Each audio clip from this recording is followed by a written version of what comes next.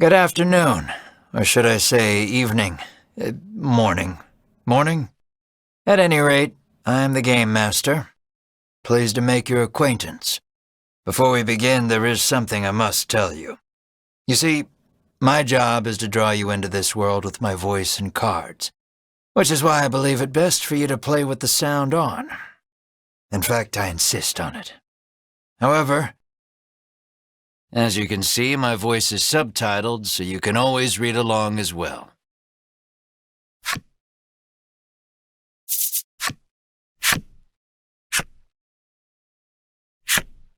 Now then, are you ready? Let's begin.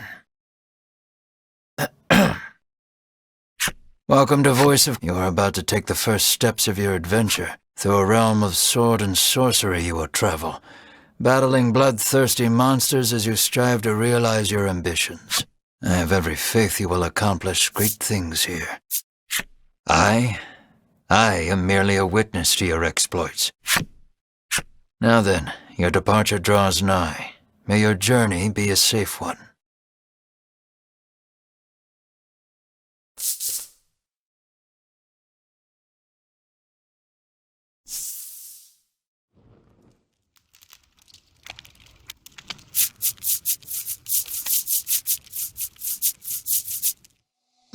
We begin in a cave. The surrounding rocks are slimy with damp. It feels as if some foul creature could leap out from the shadows at any moment. Yet in this horrible place gathers a fellowship of 3 adventurers. One is a young woman. You can tell just by looking at her, she enjoyed a good upbringing. Another is a stoic warrior. He stands at the ready, scanning his surroundings for any sign of threat. Last but not least is the old man. He has a sagely air and gazes into the darkness stretching out before him. These adventurers seek a certain treasure hidden in this cave.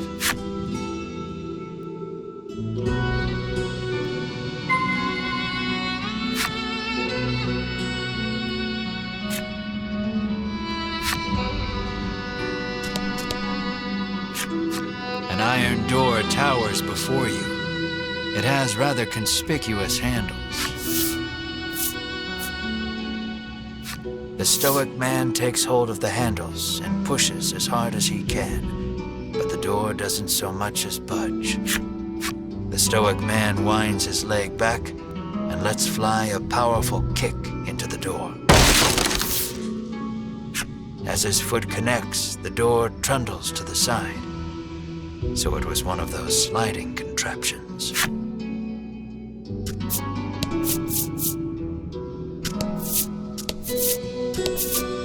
Something leaps out at the fellowship from the darkness.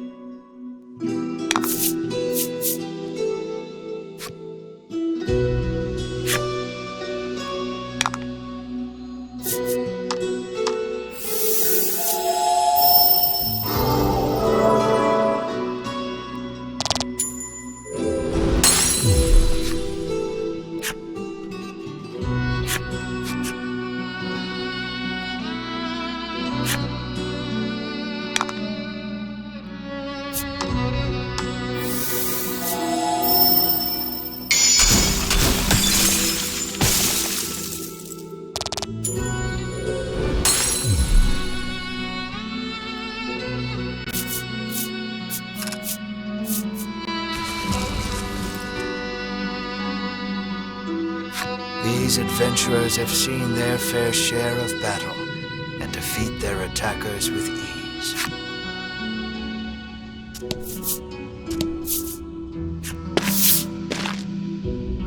As the trio approaches the treasure chest, an awful rumbling resounds deep in the cave.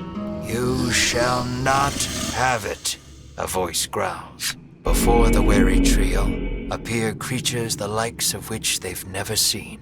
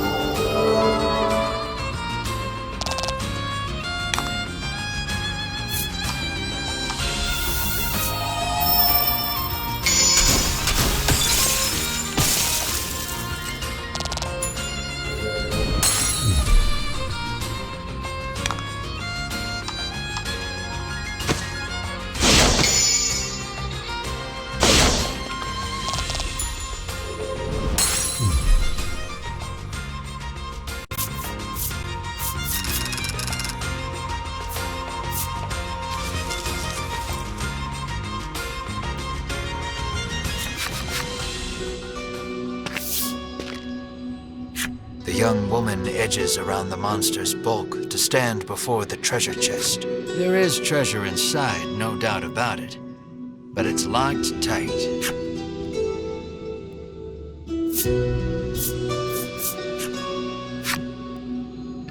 The woman slides the simple key into the lock. The chest clicks open. Inside is what appears for all the world to be an ordinary medicine bottle. At last, we've retrieved the royal treasure, the old man says. The woman and warrior exchange a nod. Their quest complete, the triumphant trio put the cave behind them.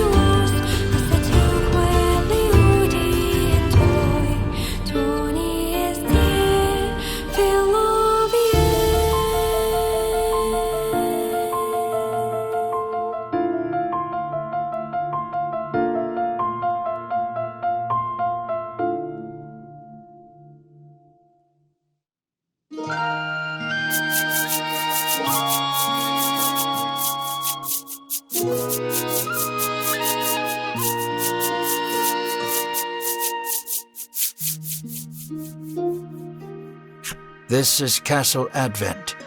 Queen Nilla reigns over the kingdom from within its walls.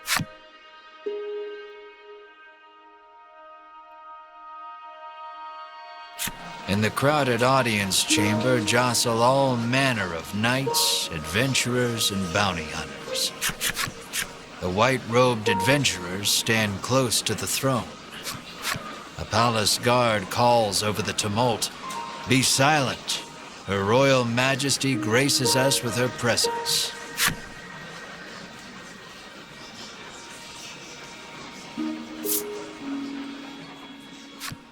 The cacophony ceases the moment Queen Nilla enters the chamber. Seated upon the throne, the Queen faces the crowd. Her lips part. "Thank you all for heeding my call to slay the dragon.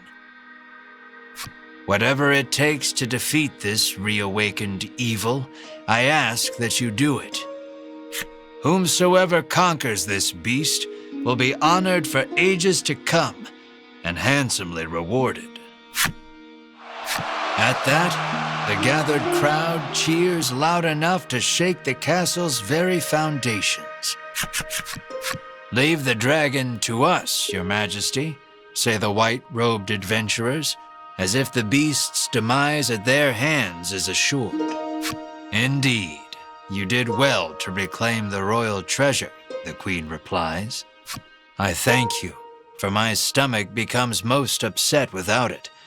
So the treasure is a staple of the royal medicine cabinet. It puts my mind at ease to know the Ivory Order offers its aid in slaying the dragon. The trio are disciples of the Ivory Order, a charitable organization beloved the realm over. Indeed, anyone would think this illustrious trio the heroes of our tale, but they'd be wrong.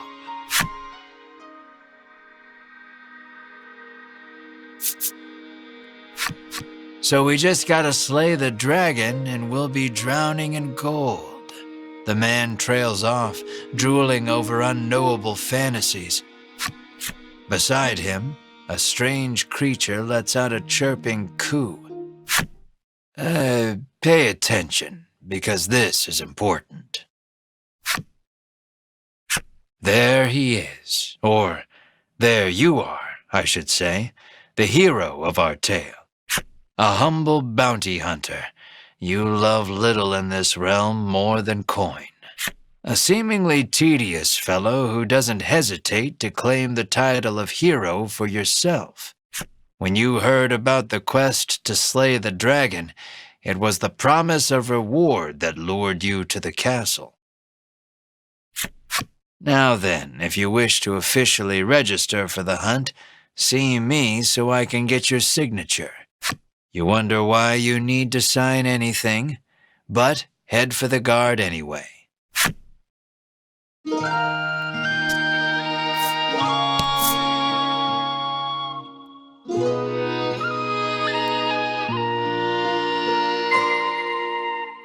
Shall we?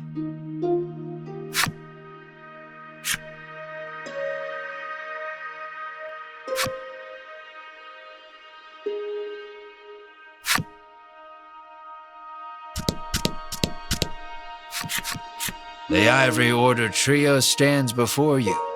They seem not the most approachable of parties, but you inquire about their identities. We are disciples of the Ivory Order. It is our duty to aid the realm and its people however we can.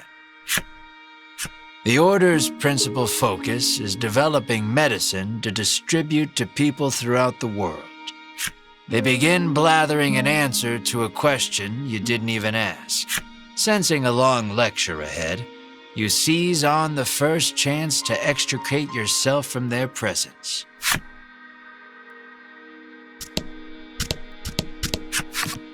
Sign here, says the guard, handing you a pen and paper.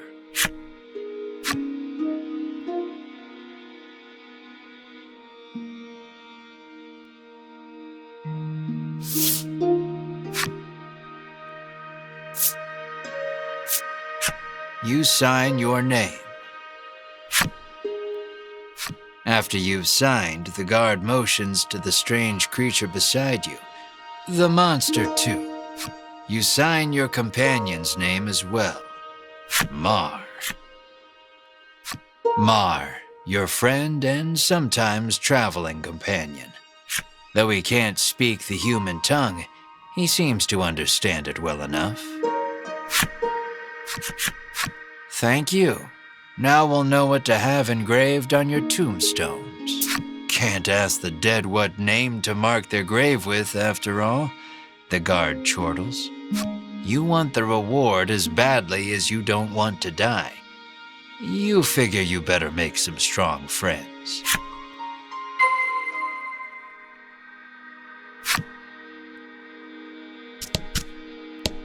Asking Queen Nilla to join you is beyond preposterous. Better not even try. Don't get yourself killed out there, says the guard curtly.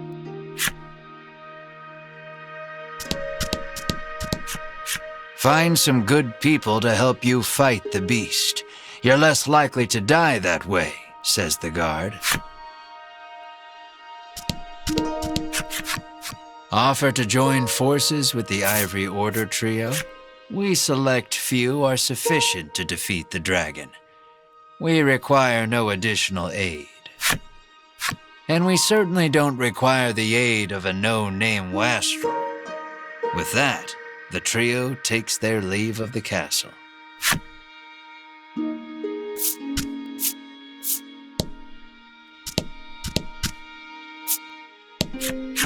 I'll let the Order handle this. Me, I'm heading home.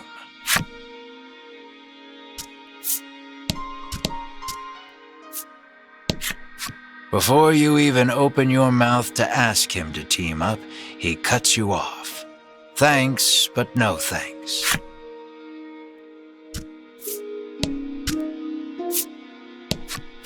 You ask him to team up, but he refuses angrily. I ain't splitting the reward with nobody. You weren't planning on sharing either, so you don't try to change his mind.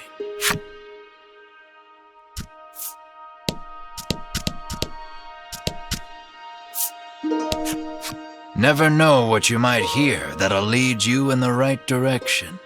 The man wanders off somewhere, muttering to himself.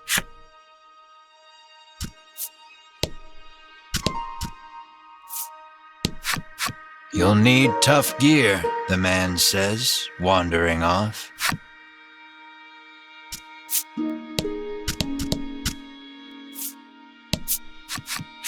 Let us depart. We have a realm to save. He grabs his less than enthused colleague by the wrist and drags her off. You catch a glimpse of the terrified look on her face, and then the two disappear out of the audience chamber.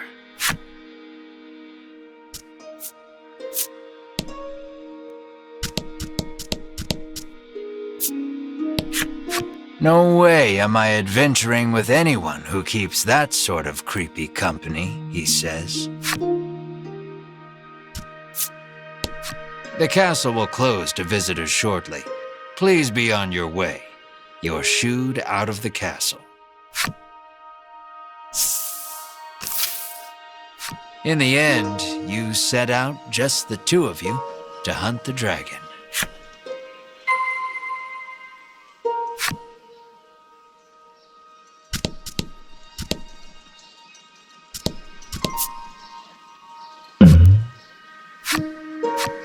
A weapons merchant accosts you in the street, despite your best efforts to mind your own business. He speaks to you in a voice barely above a whisper. You want the most powerful weapon there ever was? He conspicuously checks his surroundings before revealing this weapon of apparent renown to you. To hear him tell it, this is a legendary weapon, and one of its kind at that. It can be yours for 20,000 gold pieces, he says. You can smell the scam a mile away, and yet the aura of this weapon does have something of the legendary about it. You ask who in their right mind would pay so much for something so clearly fake, stolen, or forged. Well, you know where to find me. If you change your mind, he says, tucking the weapon away. How may I help you? The proprietress inquires. Will that be all? The proprietress asks.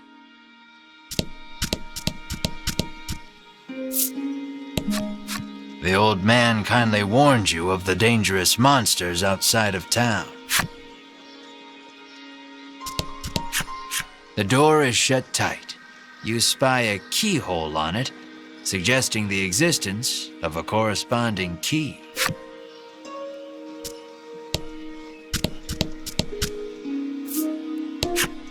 The child says you should see Nexton as soon as you leave the castle town.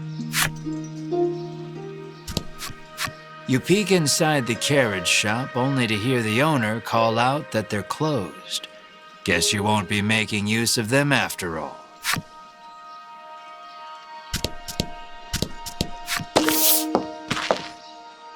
Before you stands a sign calling for people to join the hunt for the dragon. Earlier, you saw the bit about the handsome reward for whoever slays the dragon and hightailed it to the castle. A woman stares at the sign, transfixed. Her face curls into a scowl as she notices you. Monster! The woman cries and flings magic at Mar. Startled by the spell, Mar grows dizzy. You whirl to the woman and shout, "What are you doing?" This ain't a monster, you growl, as the woman snarls over you, "I hate monsters." The two of you bicker for quite a while.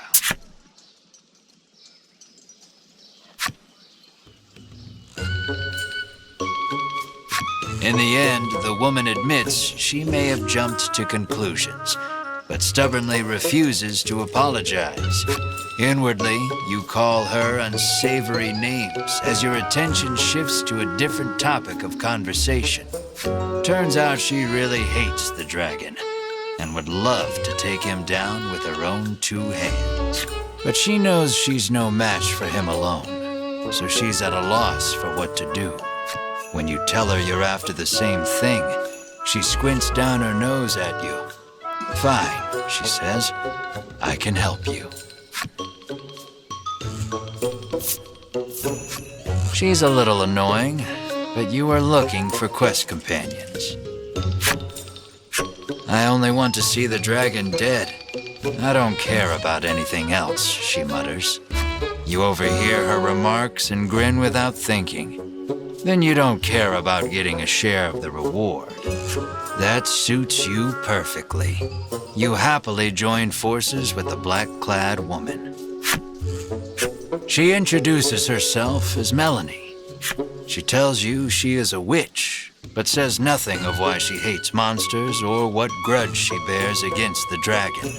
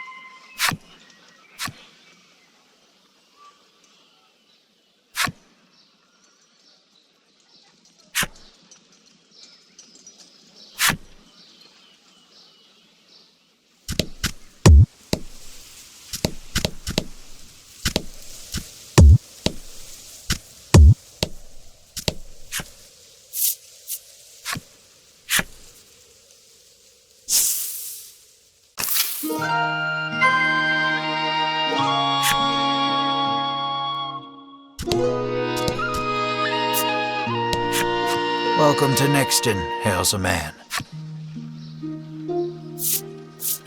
The man doesn't respond to any question except to parrot back his original greeting.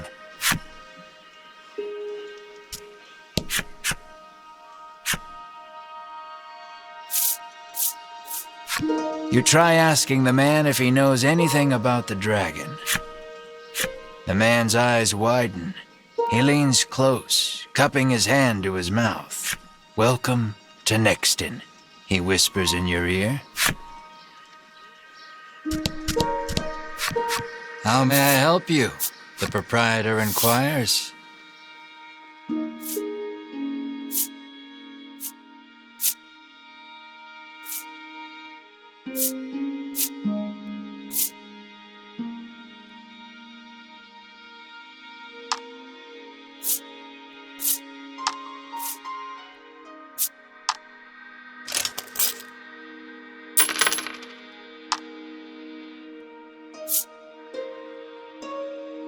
"Will that be all?"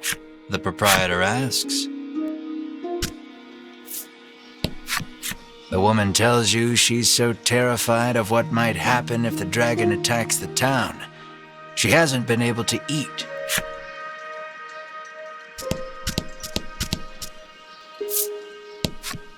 The man helpfully advises you take the opportunity to purchase equipment and curatives while you are in town.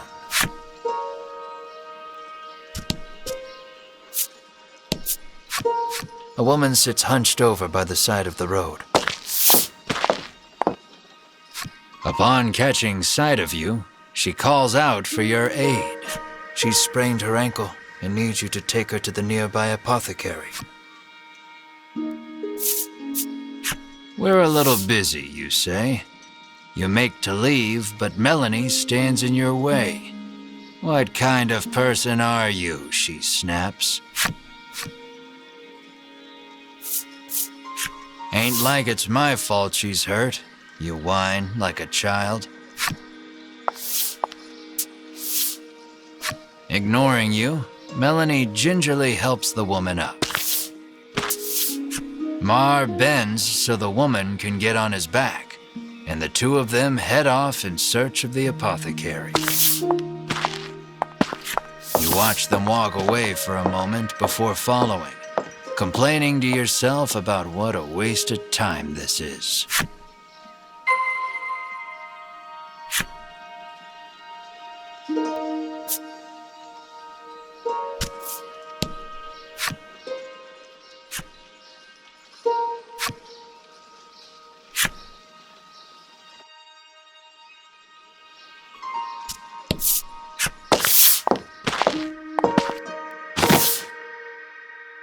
You arrive at the apothecary.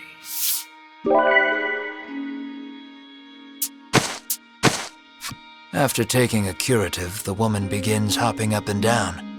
Nothing holds a candle to Ivory Order medicine, she beams. She thanks you and pulls something from her breast pocket.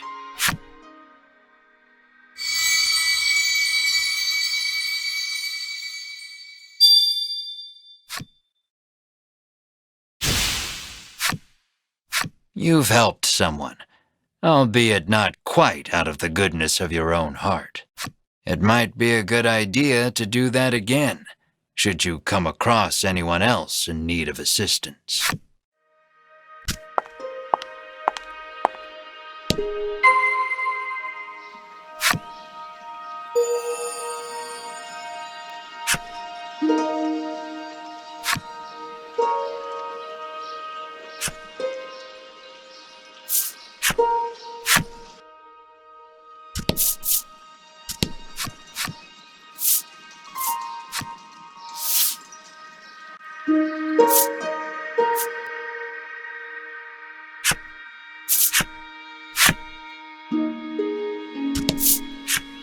The girl says if you follow this road northwest for a bit, you'll come to Thriston.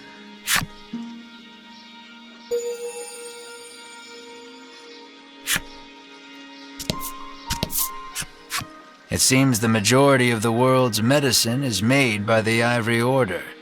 Many people depend on it. That's probably part of the reason the Order has so many ardent supporters. Nothing holds a candle to Ivory Order medicine, proclaims the woman, swigging this curative and that.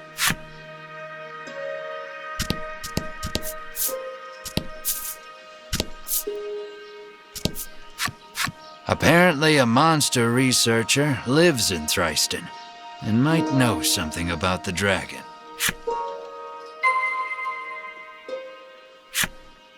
It seems you've learned all you can here. Time to move on.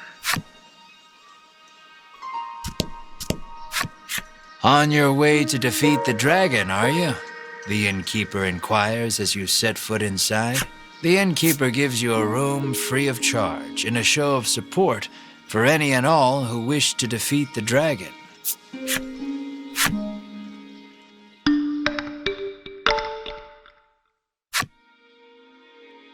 The party leaves the inn feeling rested.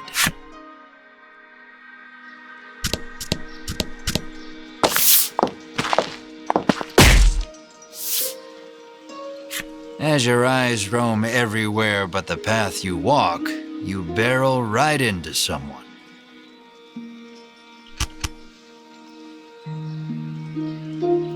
When you turn to see who it is, you see the Ivory Order trio from the castle.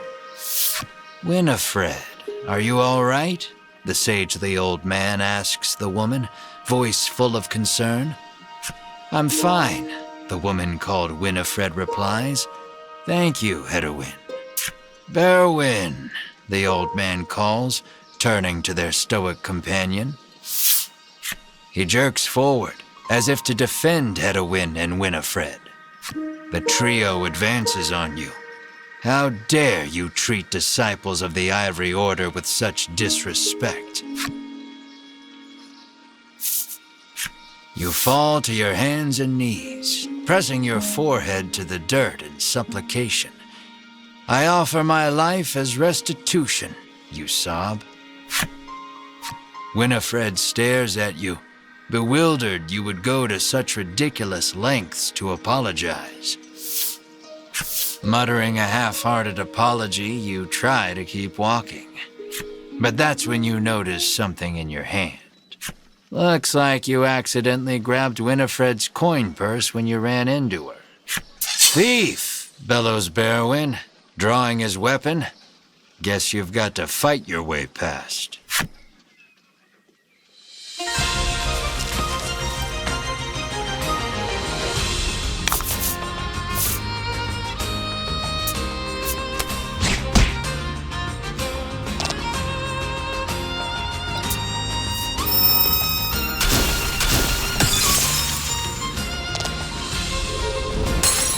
Don't worry, the coffin card is down, but they're still alive.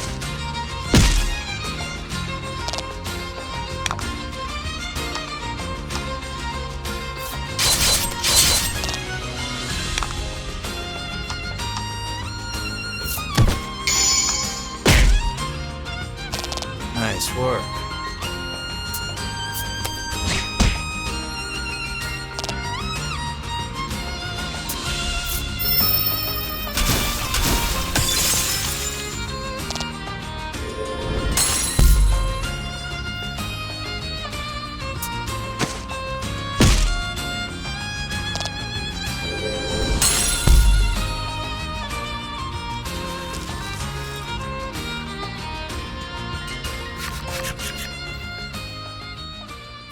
The Ivory Order laid you out flat.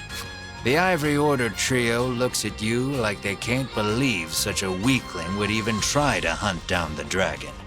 Taking pity on your ineptitude, the Ivory Order trio uses their magic to heal your wounds. We mustn't tarry any longer. To the monster researcher of Thriston with us, Hedwyn urges his companions and the trio depart.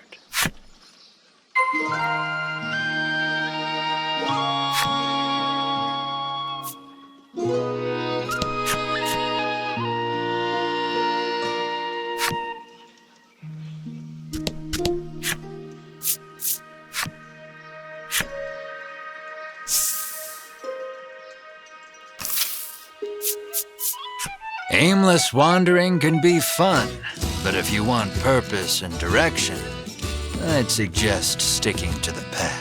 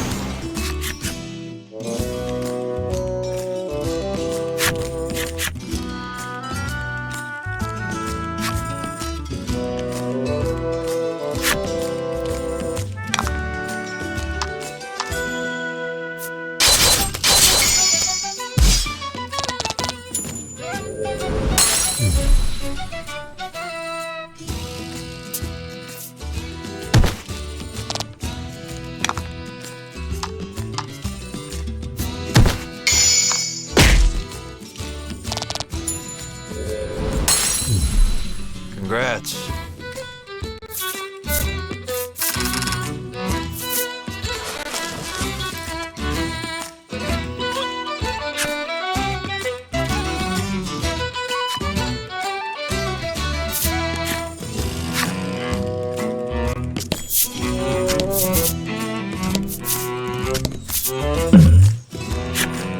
You were surprised to find a merchant selling goods in a place like this. You decide to take a look, and the merchant welcomes you energetically. You're in luck. I have some rare items for sale, she remarks, lining up some goods before you.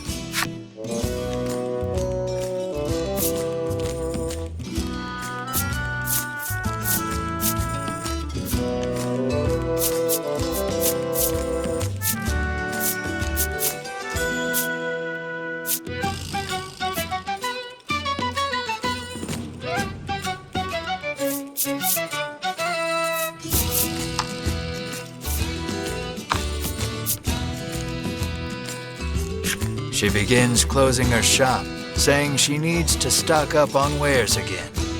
It seems you won't be able to do any more shopping here.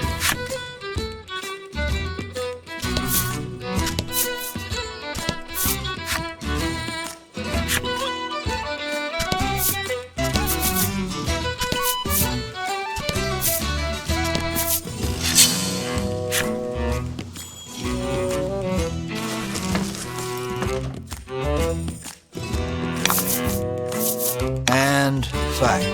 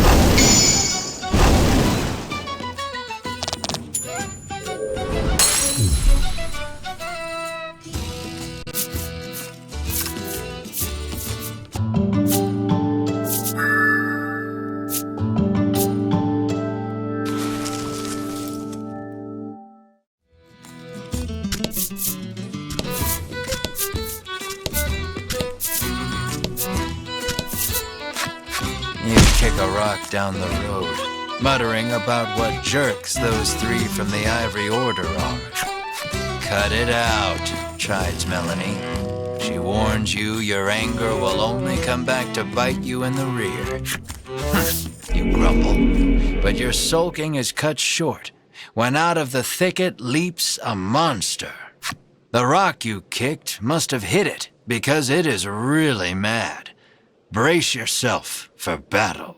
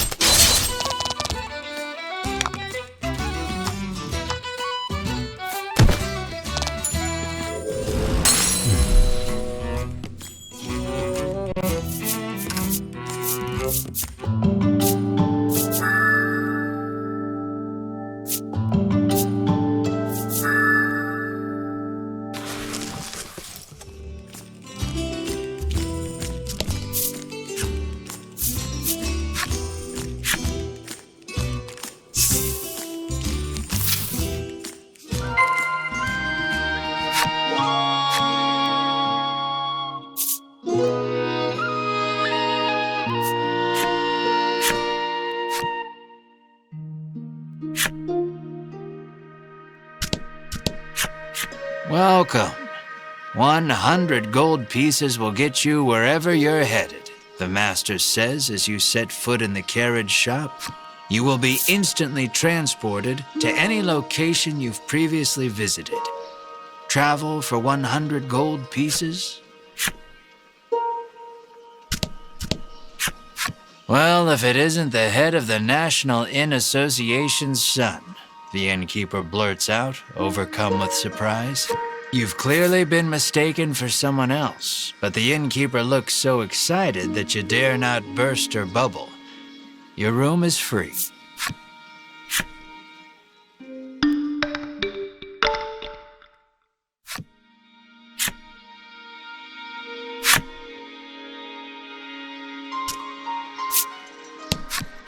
It seems the sound of a flute could once often be heard coming from the doctor's house. His neighbors complained about the noise, though, and all has been quiet since.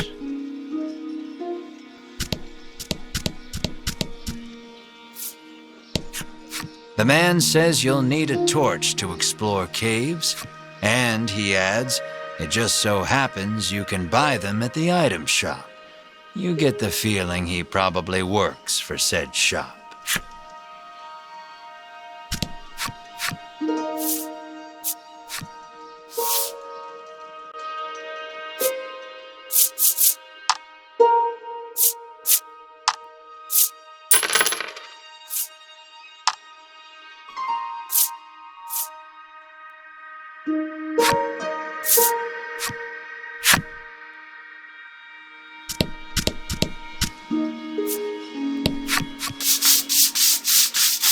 The man scours his skin with a washcloth, trying to rid himself of all odor. Apparently, he blames his natural musk for his unlucky love life. You catch a whiff of scent wafting off him. It is rather pungent. An idea strikes you. Maybe getting rid of the toxins within the body would get rid of the odor without, too. You fish around in your bag, but can't seem to find an antidote anywhere.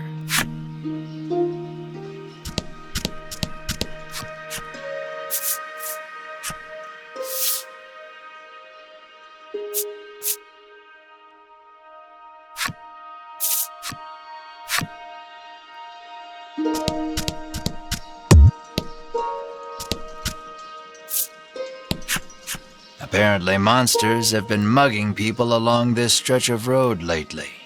The Ivory Order is searching for where they're stashing the stolen goods. Cyprian Cyprian Amber, has lived here for many years, conducting research on monsters. All the townsfolk affectionately call him Cypri. If anyone knows anything about the dragon, it's him.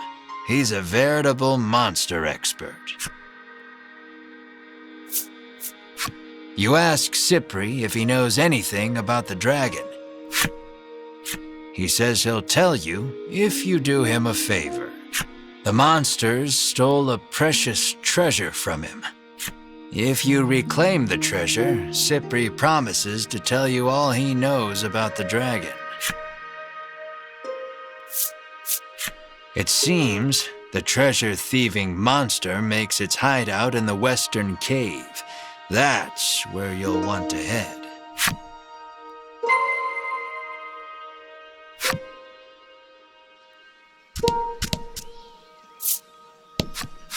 The woman tells you a monster stole something very valuable from her.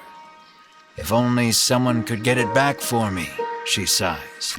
What did it steal, you ask? Medicine, says the woman, to give my skin a lustrous glow. How may I help you? The proprietress inquires.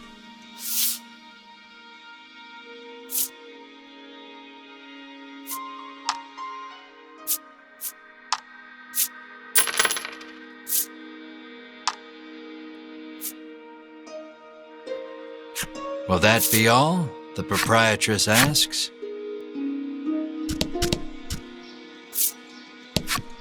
The woman, who fashions herself a missionary of love, haughtily cries she's too beautiful and popular for her own good.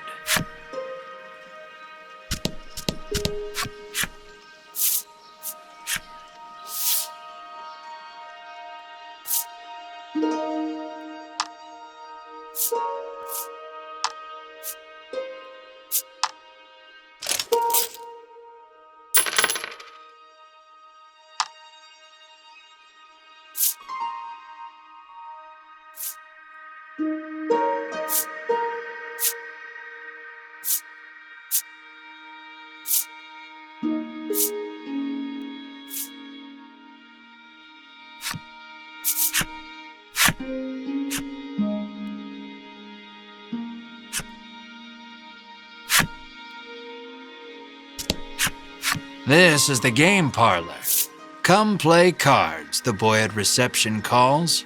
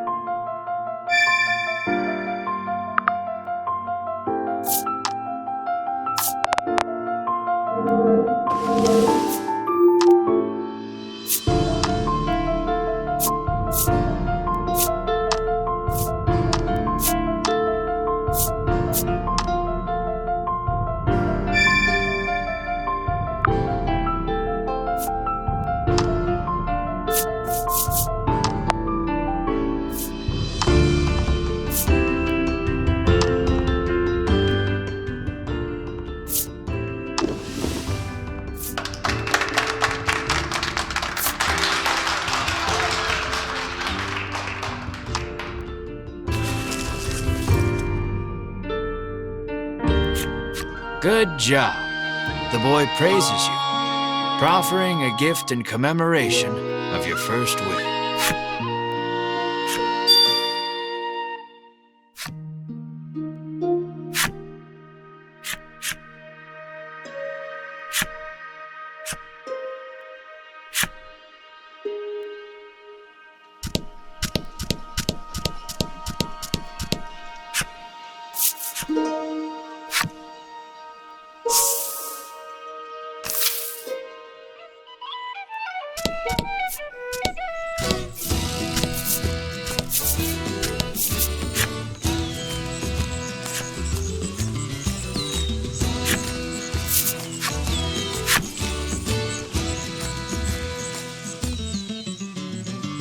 Light can't reach the furthest depths of the cave. It may be impossible to proceed without a torch. You light the torch. It'll be much easier to explore now with your surroundings better illuminated.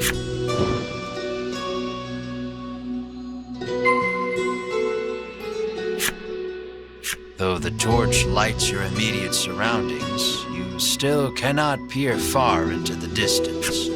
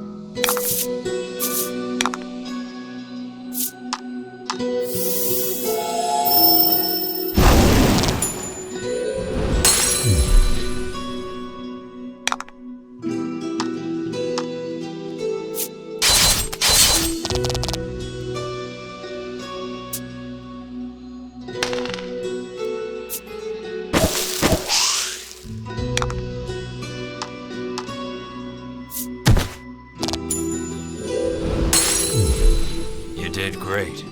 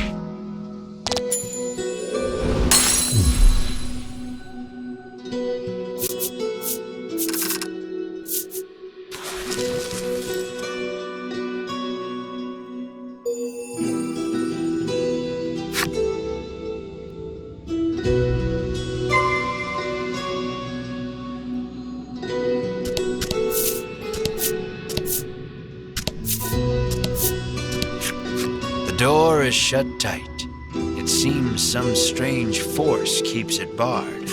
Upon closer examination of the door, you spot a cavity that looks like some sort of sphere should go there. You put the magic sphere into the cavity, and the door opens.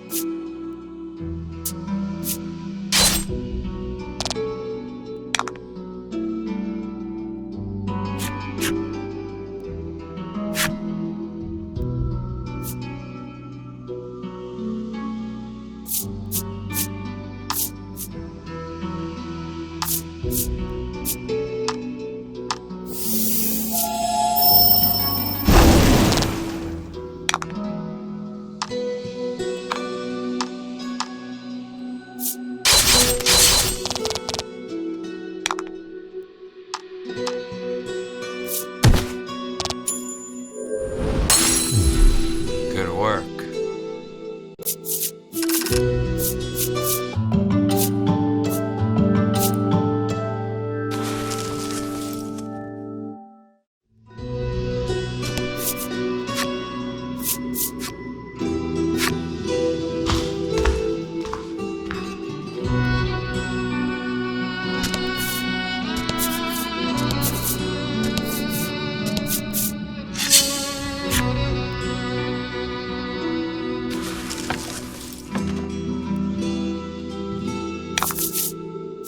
Let's do this.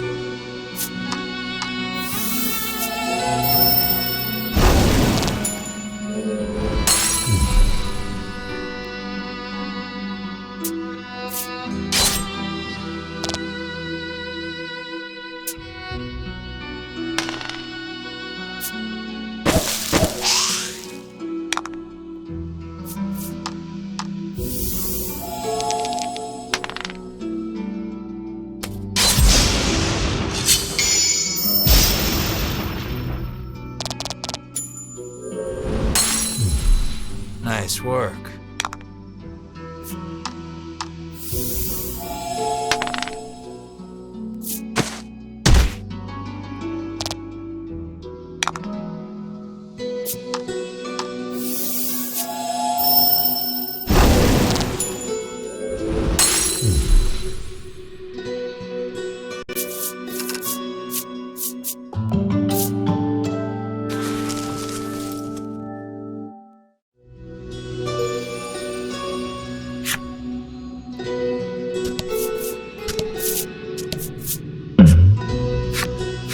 Claret trail leads you deeper into the cave.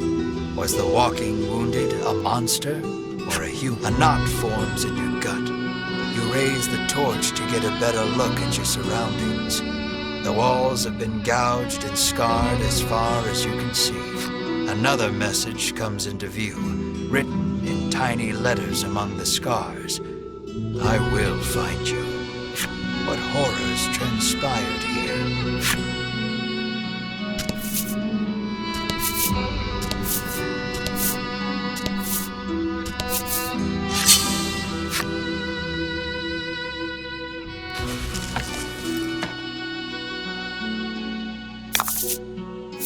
Let's do this.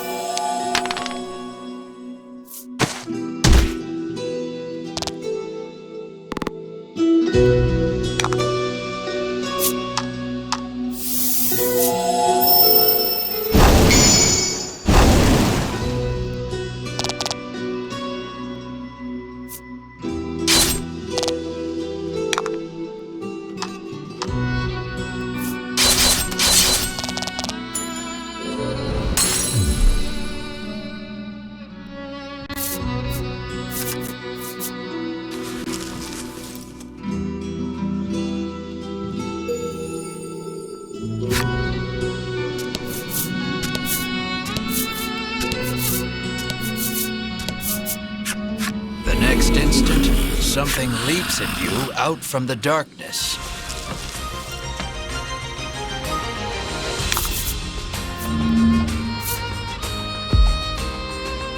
And fight.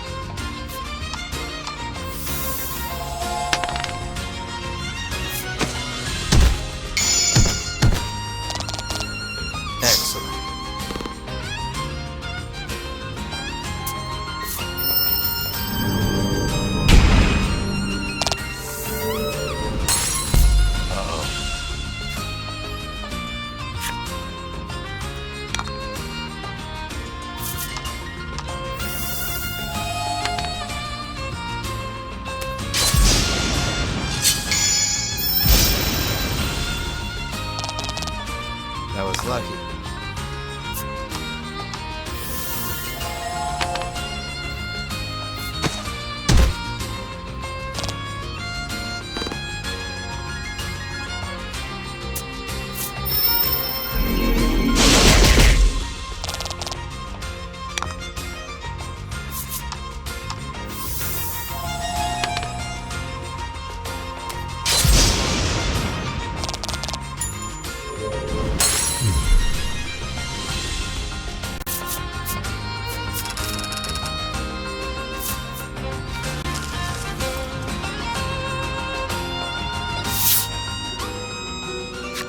monster defeated, you turn toward the treasure chest.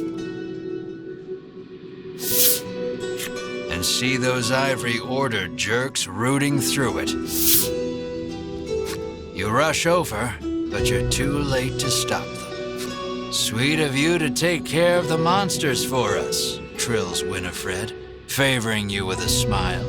Tucking the spoils from the chest safely into a bag, the Ivory Order trio stroll away whence they came. Knowing you couldn't stop them if you tried, you can do nothing but stand slack-jawed and watch them go.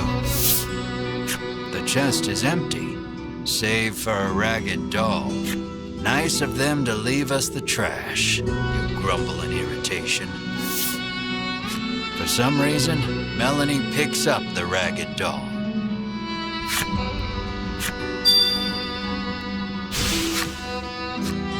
Your shoulders slump. All that effort, and this is all you get to show for it?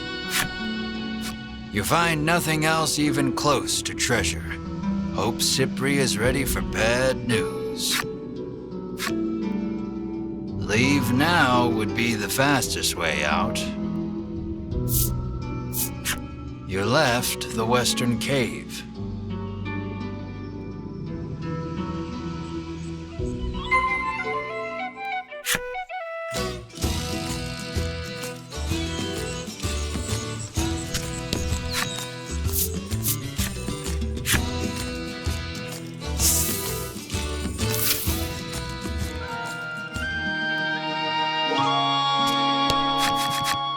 Were you able to find my treasure?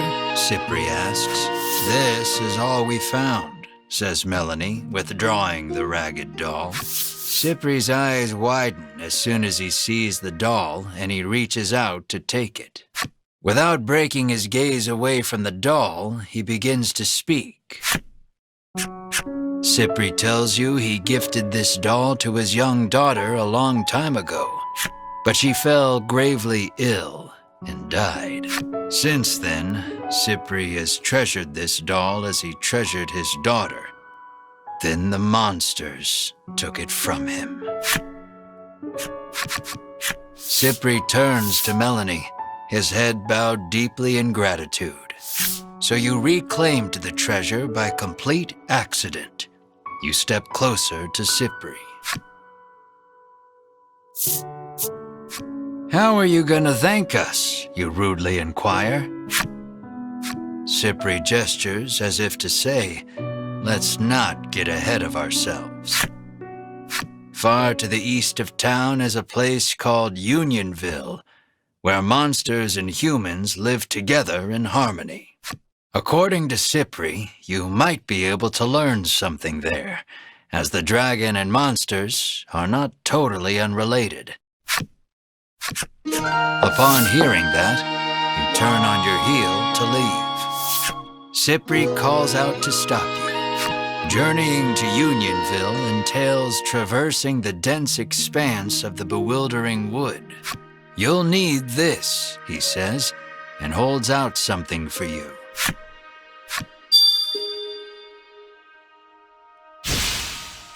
You won't make it through the bewildering wood without it, Cypri says.